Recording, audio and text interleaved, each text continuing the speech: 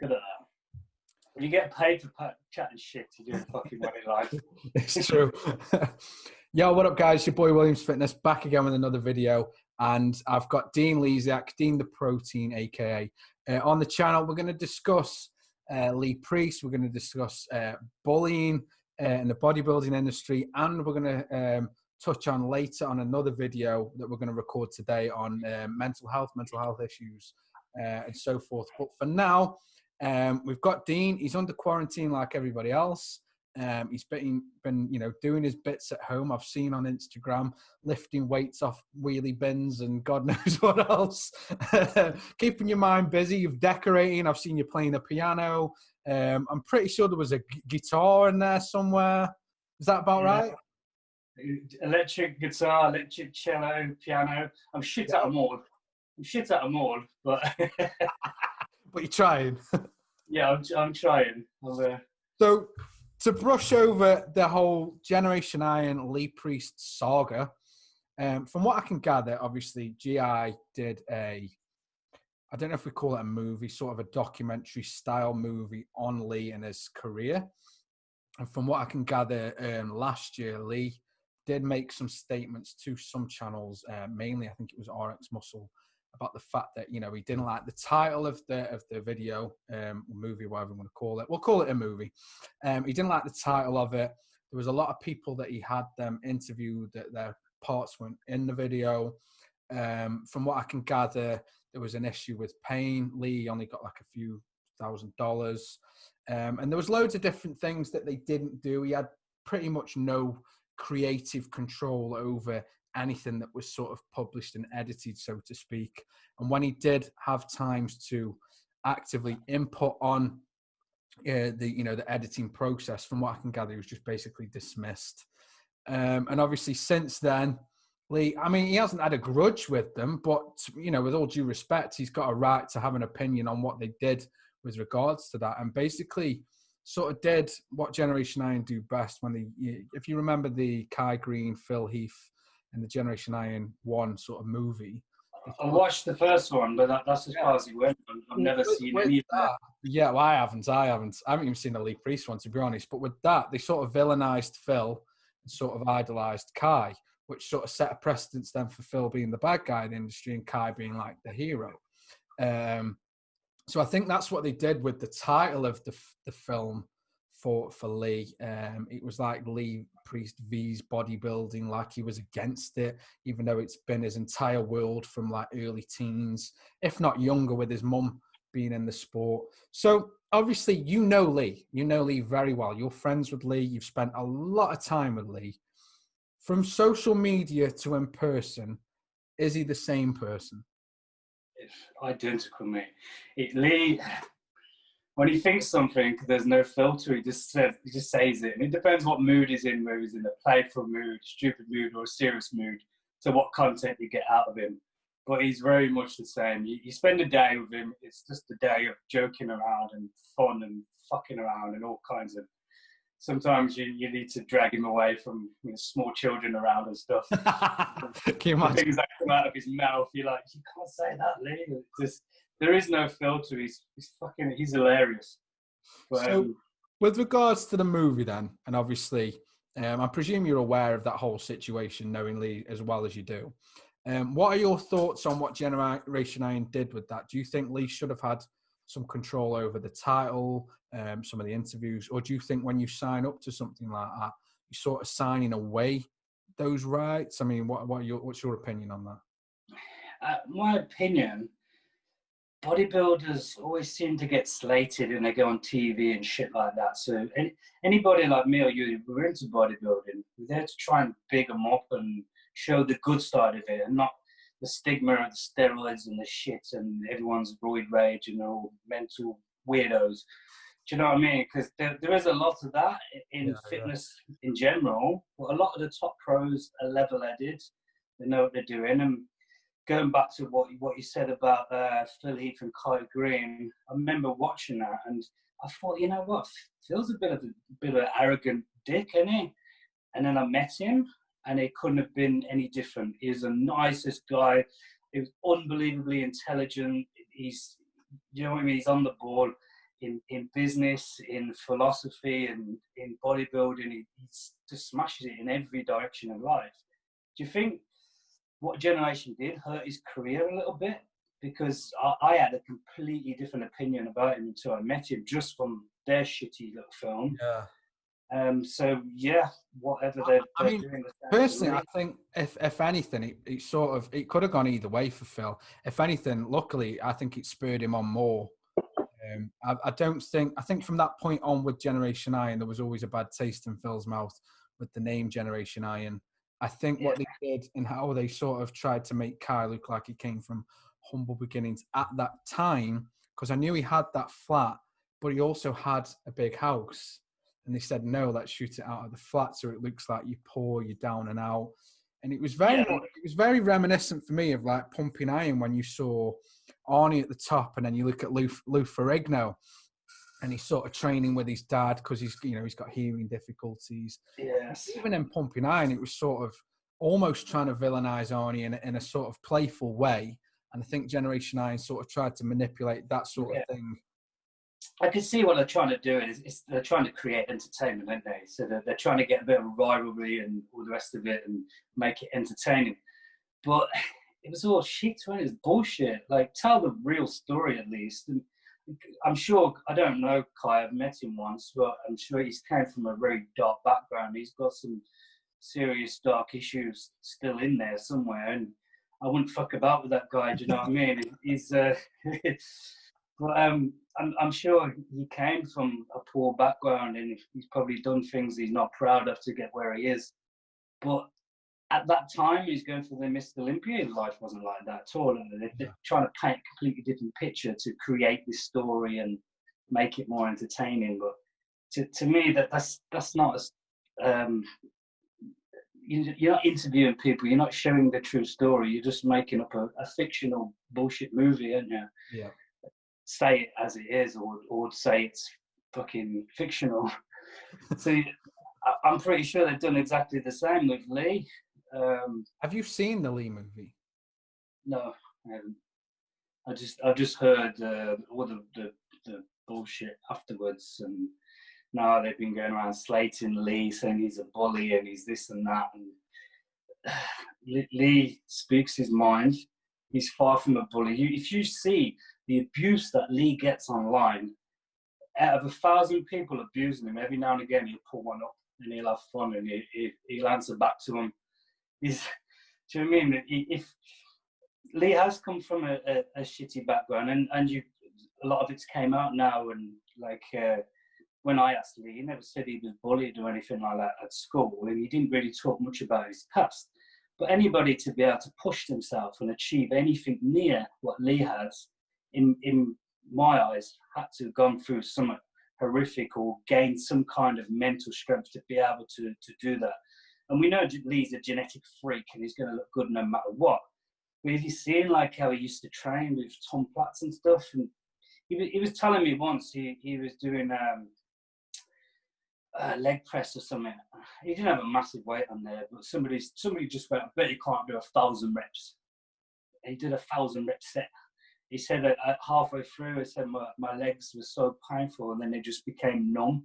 Couldn't feel anything. He was just repping and repping till he'd done 1,000 fucking reps. And that's unheard of to me. It's crazy. Like when I was at my strongest, I'm really proud of the fact that I squatted 220 kilo, 5 plates aside for 20 reps. And I was like, yeah, fucking smashed it. Then I was chatting to Lee, went, yeah, me and Tom used to do that quite often, every week. You know what I mean? It's wow. The way he pushed himself and all the rest of it, and those genetics, is why he looks so phenomenal. So you can't take anything away from him. I believe that his childhood and the shit that he went through pushed him and gave him that mentality to get where he was.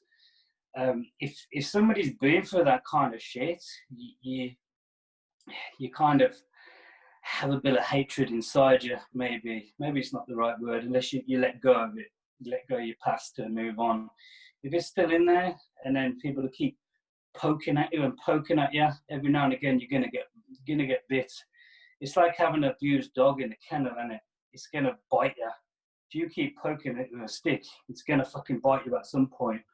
So until you actually be nice to it, then it might actually stop biting.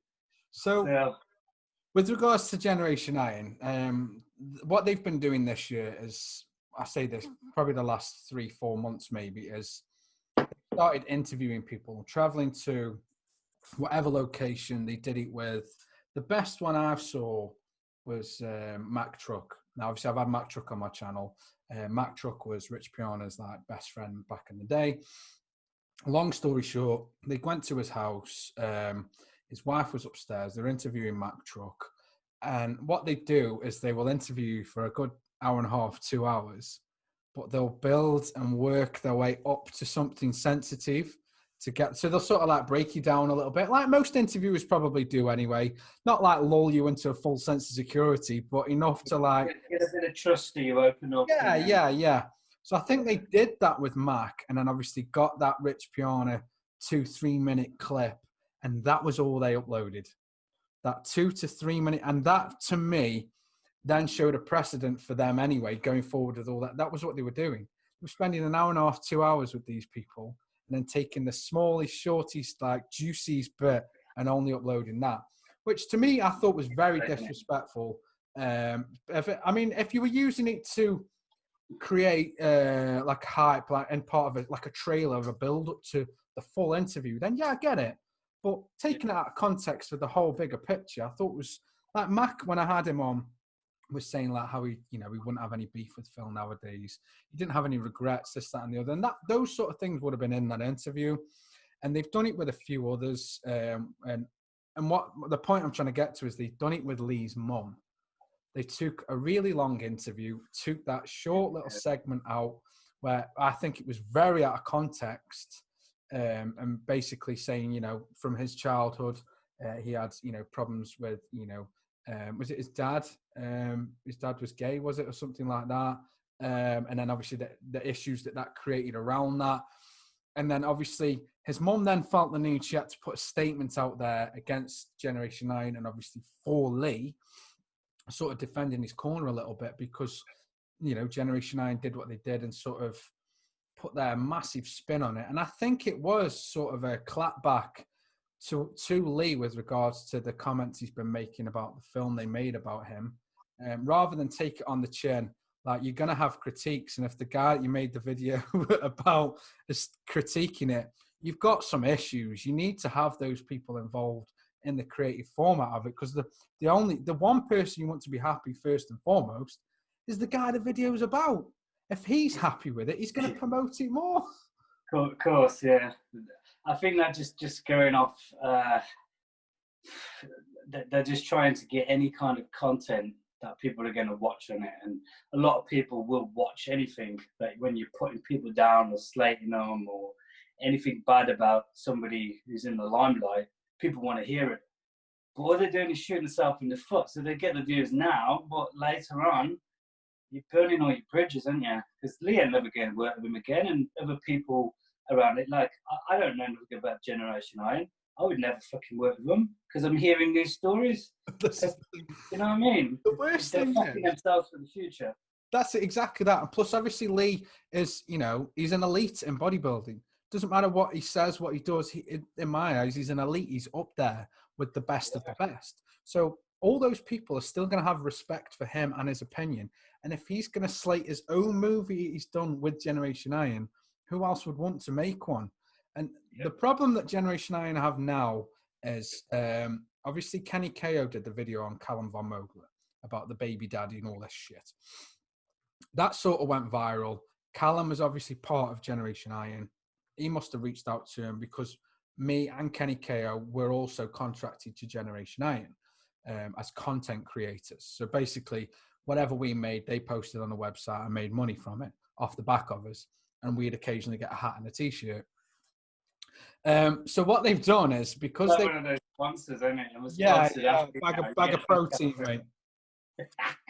So what they did was, rather than get rid of Kenny, they got rid of all of us. And there was some big names. They had, what's his name? Something Corner. Rick Drayson. They had Rick's Corner. I don't know if you can remember Rick. Is it Drayson, his surname?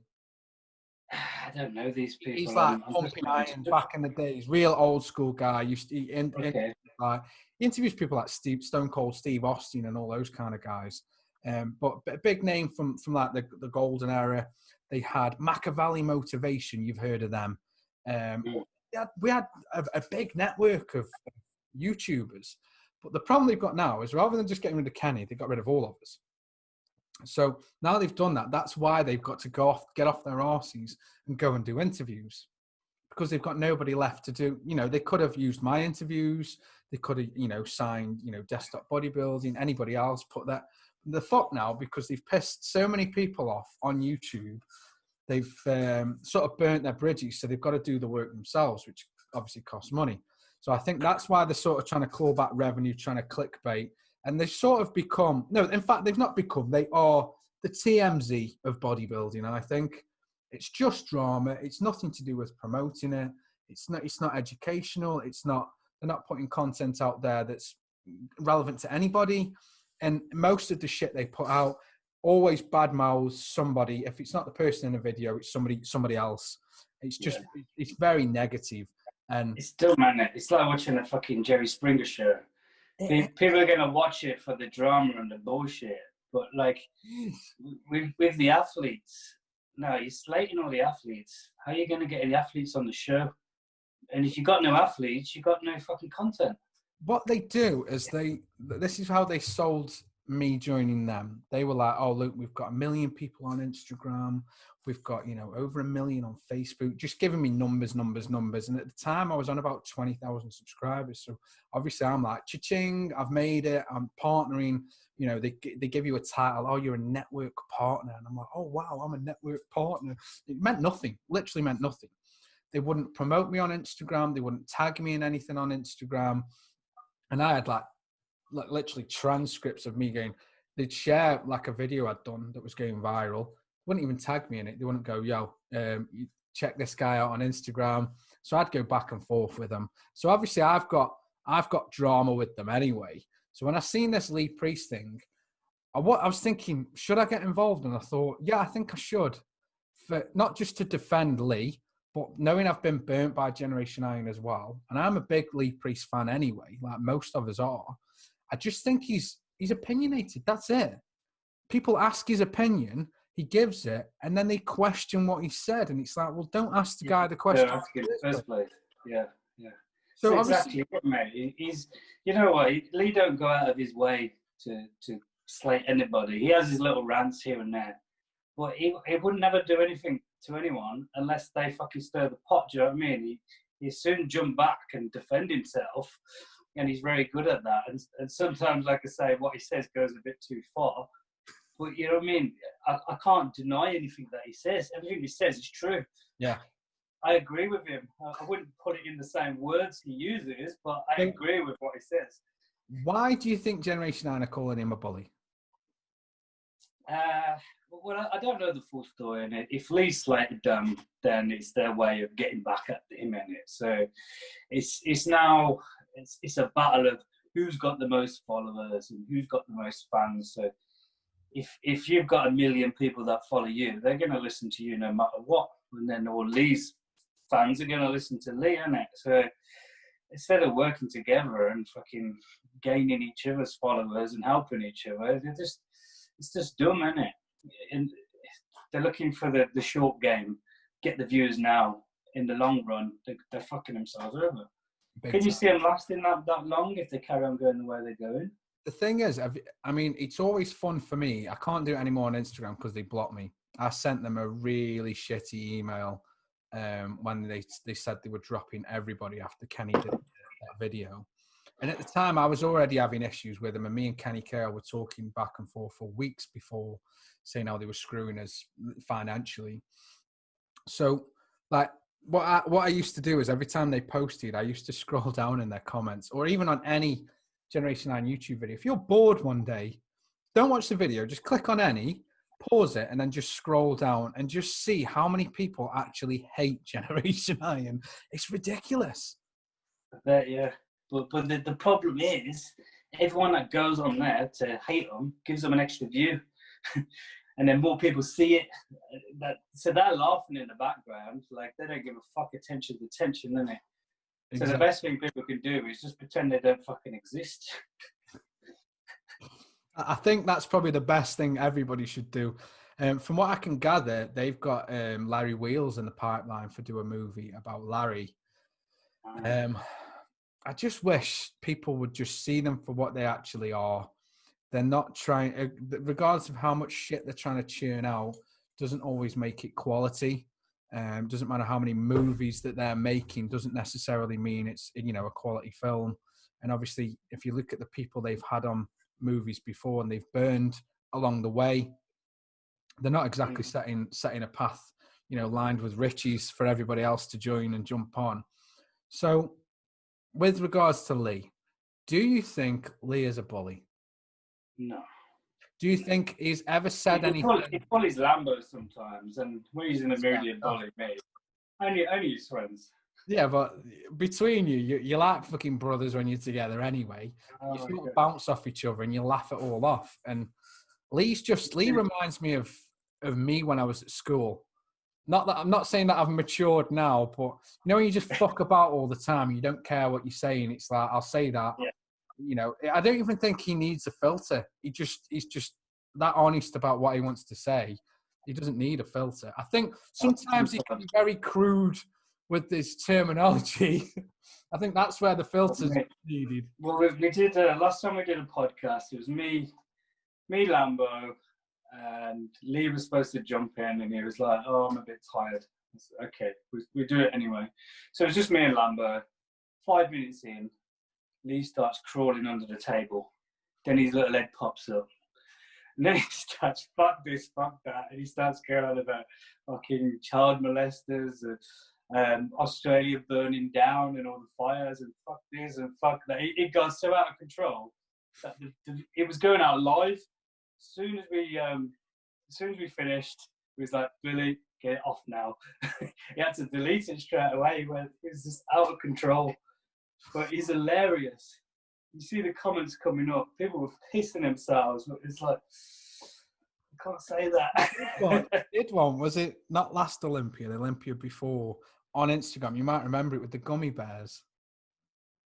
Gummy bears, no. In his hotel room, he just got these gummy bears, and he was like, and here's Phil Heath, and here's Big Ramy looking squishy, and all this shit. It was fucking hilarious. Honestly. You know what it's like? He got a fucking globe from somewhere, and he's spinning around the world, just chatting shit about parts of the world. So, I have seen comments on that Generation Iron video. People call it racist also. Do you think Lee Priest is racist? Racist. Some of his best friends were black. You know what? Lee has no filter. He will say words, maybe to try and get people to take offense, just to get a bit of drama going. Yeah. But you know what I mean? He's far from racist, even though he will say some things that will question that. I know he's not. Look at back in the day, his best friend was Paul Dillon. They was living together at one point, weren't they? Yeah. If he is racist, then he must have just had a select few coloured friends. I don't know, it's crazy. So, but no, it doesn't come across like that to me. I don't get that vibe from him. I think he's very out there. Maybe sometimes he, like elevates his persona a little bit, especially in interviews, because it adds more entertainment to it. But I don't think he's a bully at all. I mean, I went through about 40 videos he'd done on Instagram where he was talking. Unfortunately, I had to watch about 10 RX Muscle videos because he's always on there. And it's like, okay, he says crude shit. It is what it is. He's out there with stuff like that. And that's the love him or hate him sort of vibe he's got with people anyway. And he's already got his fan base. He doesn't need any more or any less. He's in his lane, and that is what it is. But other than the crude shit he was saying, like, I couldn't find nothing. Literally nothing at all. He was pulling people up on the bullshit, and that was it. Yeah, he jokes about and he says stupid shit, and then when he's being serious, like you say, like you might be a bit crude about it, but I agree with his every word. He just speaks the truth. It's crazy. I don't people call him liars. He talks shit and talks that. And like, I know, like he's told me on a personal level what gear he's taken and this and that. And whether it's 10 years ago or now, I talk to him, it's still the same. He's not lying about anything because people don't believe him because he looks better than them. Unless. And you know what it is, like fucking people abuse the shit out of gear and they look like shit and they fuck themselves up.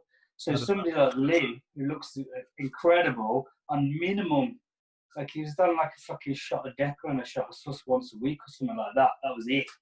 And he's off season. If he wasn't competing, he wouldn't touch gear. He'd have like 6 months off or whatever. He even competed in one of the Olympias as a natural. I think he had a whole year off gear. He said, "Oh, I dropped a few places. I come 7th or 8th or something." As a natural going into it. Do you know what I mean? He's a bit softer and holding a bit more fat. But other than that, he's on the Olympia stage. He's been natural for a year. He is a genetic freak of nature. He doesn't need to smack loads of gear. And do you know what I mean? Yeah. People don't believe him because he's telling the truth, but it doesn't sound like it adds up when you look like that. It's crazy. I think that's where some of it comes from. Do you feel he needs to even do these videos to put him out there to defend himself? Like obviously RX Muscle had him on, and obviously that benefits RX Muscle. But obviously Dave is friends with Lee. I think it's safe to say they're very good friends at this point. Do you think that Dave gave him the platform to sort of speak his opinion on it? Or do you think it was for views as well? Do you think that Lee even needed to defend himself? I think a bit of both of the first two. Whether he needs to defend himself, not at all. I mean, he's got plenty of followers and enough fan base and people. He's a very likable guy. I mean, a lot of people hate him as well. But I'm sure he'd put it out there and defend himself because he enjoys it in a little bit. Like he likes to have his point and he's quite a smart guy, you know. You can't, if you argue with him, he's very witty and he's quick. And I think he likes that because he's hard to argue with because he gets you every time. So to wrap up on Lee Priest, he is not a bully. He is not a racist. He's opinionated, and that's safe to say. And people shouldn't be getting offended by asking him a question and him answering it the way he's going to answer it. Yeah, if you don't want to hear his opinion, don't fucking ask him, innit? Same as anybody. Don't watch the video, don't watch the film. If Lee Priest's on there and you're not a fan of it, why are you clicking on it in the first place? Yeah, this is the whole point. I get loads of people slating me, and I'm sure you do. You and Lee certainly gets shitloads. Why the fuck do people follow him? It's like they go around searching to get offended so they can put their little opinion out and have a little rant and cause some drama and shit.